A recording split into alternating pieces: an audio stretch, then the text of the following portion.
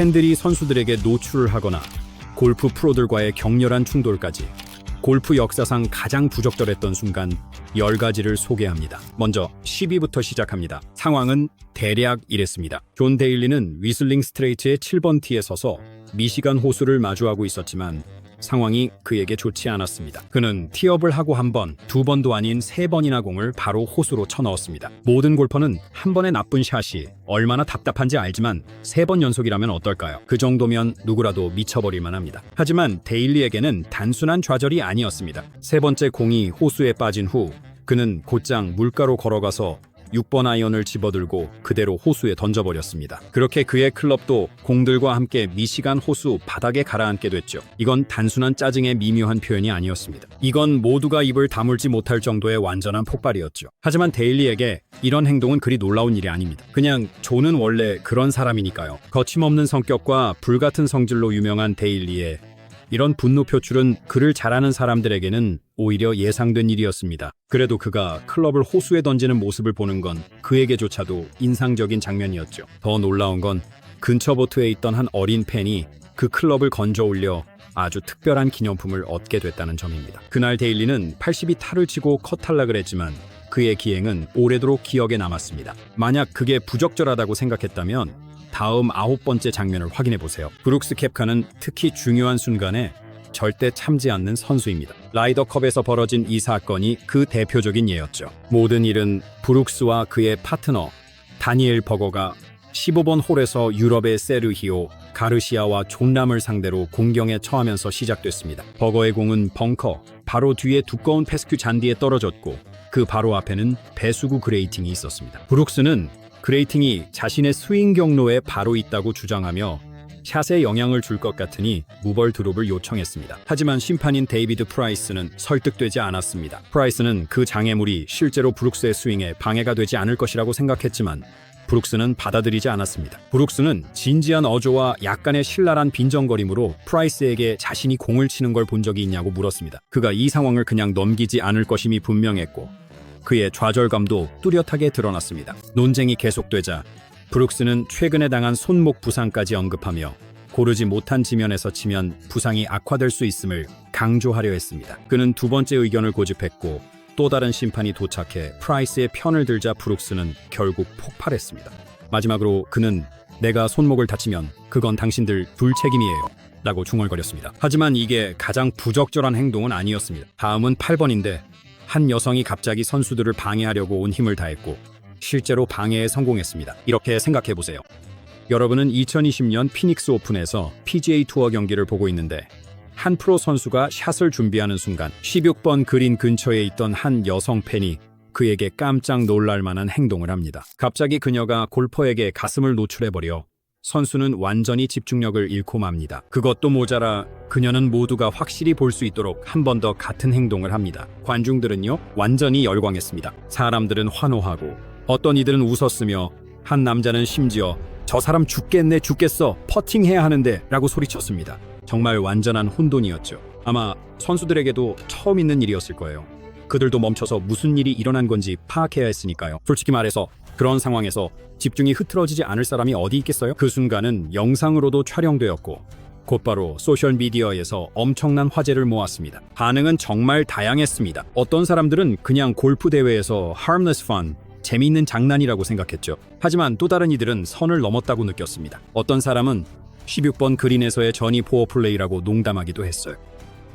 그리고 트위터의 아트 밴델레이는 별로 감명받지 않은 듯 골프장에서 그런 행동은 있을 자리가 없다고 말했습니다. 일리 있는 말이네요. 아트. 하지만 이런 소동에도 불구하고 웹 심슨은 전혀 동요하지 않았습니다. 그는 이어서 버디 2개를 잡고 결국 연장전에서 우승을 차지했습니다. 이게 바로 집중력이죠. 자, 이제 한 여성에서 다른 여성으로 넘어가 보겠습니다. 리스트 7 위에는 찰리 헐이 있습니다. 소라임컵 목요일 오후 찰리 헐은 인상적인 경기력뿐만 아니라 코스 위에서의 자신감 넘치는 모습으로도 시선을 사로잡았습니다. 그녀는 연습 라운드 중이었고 평소 루틴을 그대로 소화하고 있었습니다. 하지만 그때 전혀 예상치 못한 일이 벌어졌습니다. 모두가 그녀가 곧장 다음 홀로 갈 거라고 생각했지만 찰리는 갑자기 방향을 바꿔 모두를 놀라게 했습니다. 그녀는 관중들이 모여있는 곳으로 걸어가고 있었습니다. 처음에는 라운드 도중에 사인을 해주려는 건가 싶었죠.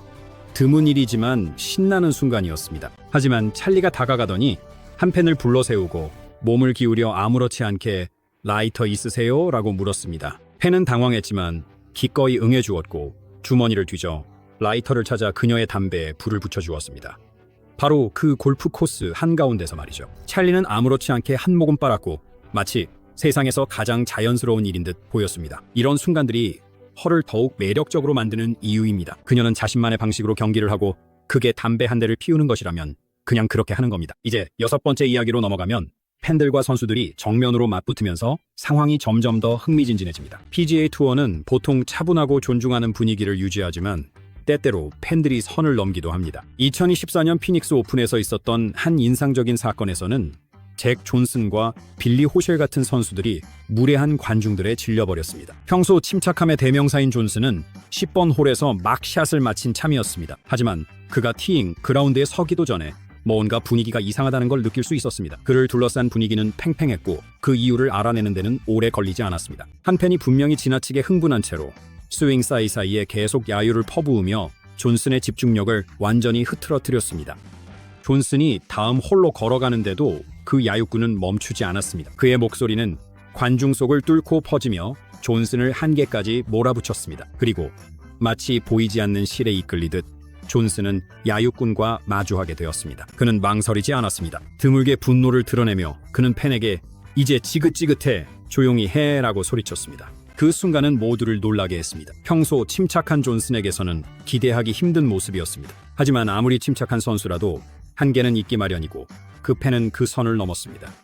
호셸 역시 참지 않았습니다. 한 팬이 스윙 도중 소리를 지르자 그는 뒤돌아 그들이 얼마나 방해가 되는지 분명히 알렸습니다. 그는 단순히 짜증이 난 것이 아니라 분노에 차서 동료 선수들이 집중할 수 있도록 조용히 해달라고 관중들에게 말했습니다. 리키 파울러 역시 플레이어스 챔피언십에서 한 팬과 마찰을 겪었고 그 장면은 화제가 되었습니다. 이러한 사건들은 골프가 겉보기에는 평온해 보여도 선수들에게도 한계가 있으며 때로는 응원을 해야 할 팬들이 오히려 가장 큰 방해가 될 수 있음을 보여줍니다. 이제 절반 지점에 도달했는데 앞으로 더 흥미로워집니다. 5위를 확인해보세요. 페이지 스피라낙은 온라인 악플러와 몸매 비하자들과의 고충을 항상 솔직하게 밝혀왔습니다. 그녀의 인생을 정말 뒤흔든 순간 중 하나는 자신감 있게 입은 드레스를 입고 인스타그램에 순수한 사진을 올렸을 때였습니다. 하지만 인터넷은요? 그렇게 친절하지 않았습니다. 이후로 그녀의 몸매를 비하하는 댓글이 쏟아졌고 그녀를 뚱뚱하다고 부르거나 곡선을 비난하며 다른 어떤 것보다도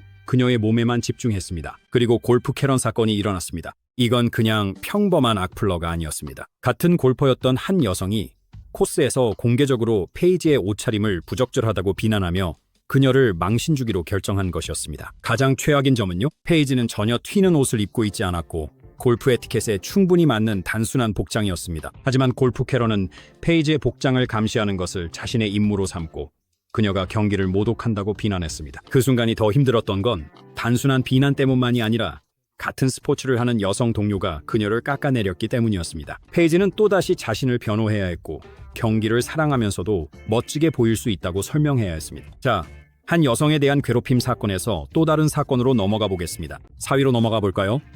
이번에는 2003년으로 돌아갑니다. 아니카 소렌스탐이 거의 60년 만에 처음으로 PGA 투어 콜로니얼 토너먼트에 출전하는 여성 선수가 되어 역사를 쓰려하고 있습니다. 하지만 모두가 이 소식에 기뻐한 것은 아니었습니다. BJ 싱이 등장합니다. 이 획기적인 순간을 환영하는 대신 싱은 충격적인 발언을 내놓습니다. 그는 여성이 남성 투어에서 뛰는 것을 옳지 않다고 생각했고 만약 자신이 아니카와 같은 조가 된다면 대회에서 기권하겠다고 했습니다. 그 후에 벌어진 혼란을 상상할 수 있나요? 싱이 발언은 골프계에서 성평등에 대한 큰 논쟁을 불러일으켰고 사람들은 마치 헤비급 경기처럼 편을 갈라 싸웠습니다. 싱이 자신의 생각을 표현한 방식만 봐도 그는 남성과 여성이 같은 무대에서 경쟁하는 것을 인정하지 않는다는 것이 분명했습니다.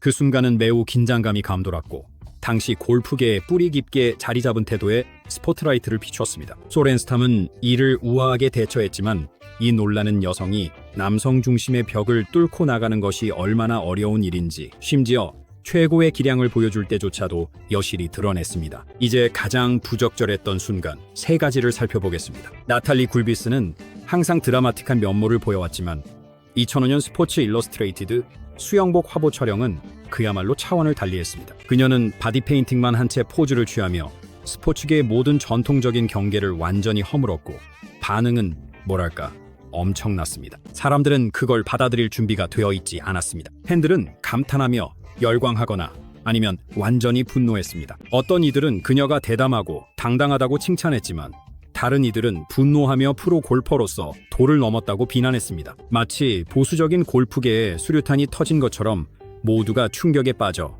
방금 본 일을 이해하려 애썼습니다. 하지만 나탈리는 신경 쓰지 않았습니다. 그녀는 늘 규칙에 얽매이지 않았고 이번이 처음으로 논란을 일으킨 것도 아니었습니다. 그리고 이어진 것이 악명 높은 2004년 달력이었습니다. 이건 평범한 달력이 아니었습니다. 그 달력에는 굴비스의 화려하고 관능적인 사진들이 가득 담겨 있었습니다. 이 달력은 너무 논란이 되어 USGA가 개입해 US 여자 오픈에서 판매를 금지시켰고 코스에 어울리지 않을 만큼 선정적이라고 했습니다. 그 결정은 오히려 논란에 기름을 부었고 스포츠계 여성과 개인 브랜드의 한계에 대한 본격적인 논쟁을 촉발시켰습니다. 굴비스의 이런 행보는 보수적인 골프계에 확실히 큰 충격을 주었고 그녀는 비판과 찬사의 중심 인물이 되었습니다. 이제 두 번째 이야기로 넘어가 보겠습니다. 뉴욕시 전 시장 루디 줄리아니가 한 팟캐스트에서 미셸 위에 관한 이야기를 꺼냈을 때 그 이후에 벌어진 논란을 예상하지 못했을 것입니다. 그는 러시 림보와 미셸 위와 함께 골프 라운드를 하고 있었고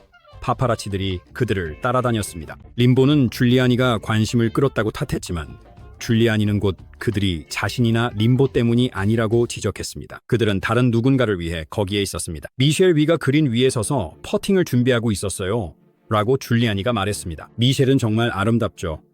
키도 6피트나 되고 퍼팅 자세가 특이해서 몸을 완전히 앞으로 숙이는데 그때 속옷이 보여요. 기자들은 그녀의 속옷 사진을 찍으려고 난리가 났었죠. 그러고 나서 줄리아니는 웃으면서 제가 러시, 이건 나도 아니고 당신도 아니고 그녀의 팬티 때문이야 라고 말했어요. 라고 덧붙였습니다. 그는 이 농담해도 되는 건가요? 라고 어색하게 이야기를 마무리했습니다. 그는 이 이야기가 재미있다고 생각했을지 모르지만 그 발언은 웃기다기보다는 오히려 소름 끼쳤습니다. 미셸은 곧바로 소셜미디어를 통해 줄리아니의 발언이 매우 부적절하다고 지적하며 대응했습니다. 그녀는 그의 이름을 직접 언급하지는 않았지만 그가 얼마나 아무렇지 않게 자신을 대상화했는지에 대해 분명히 불쾌함을 드러냈습니다. 이 사건 전체는 여성 운동선수들이 얼마나 자주 실력과는 무관한 부적절한 발언과 시선을 받아야 하는지를 여실히 보여주었습니다. 이 일은 최고 수준의 무대에서도 여성 스포츠 선수들이 이런 말도 안 되는 일들을 여전히 겪고 있다는 사실을 다시 한번 일깨워주었습니다. 그리고 마지막으로 골프계에서 본 가장 부적절한 상황일 위를 소개합니다. 하지만 이 내용을 공개하기 전에 지금까지 이 콘텐츠가 마음에 드셨다면 구독 버튼을 눌러주시고 이번 달이 끝나기 전에 10,000명 구독자 달성에 힘을 보태주세요. 자, 이제 진짜로 1위입니다. 타이거 우즈는 분명 그의 커리어에서 수많은 도전을 겪었지만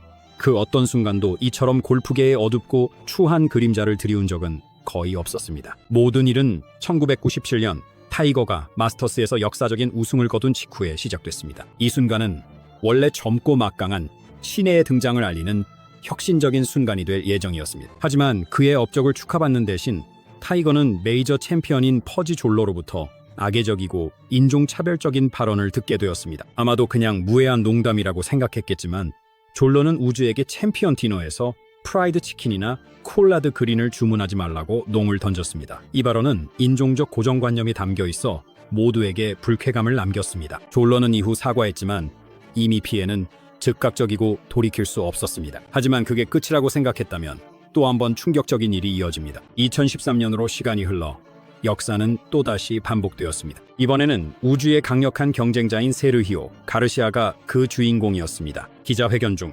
가르시아는 웃기려고 했지만 완전히 실패하며 오픈 대회에서 타이거에게 프라이드 치킨을 대접하겠다고 말했습니다. 순간 방하는 정적에 휩싸였지만 전 세계는 들끓었습니다. 이 순간은 너무 충격적이고 무지해서 우즈가 10여 년 전 겪었던 바로 그 인종차별적 고정관념을 다시 불러일으켰습니다. 다시 한번 아무리 타이거가 성공하고 압도적인 존재라 해도 여전히 이런 무례함을 감내해야 한다는 사실을 일깨워주는 순간이었습니다. 가르시아 역시 조엘러처럼 사과했지만 그 사과로 상처가 지워지지는 않았습니다. 타이거는 언제나 그랬듯이 두 순간 모두 품위 있게 대처하며 증오를 뛰어넘었습니다. 하지만 사실은 이런 순간들이 이 스포츠의 어둡고 부끄러운 이면을 드러냈고 더 이상 외면할 수 없게 만들었습니다. 좋아요.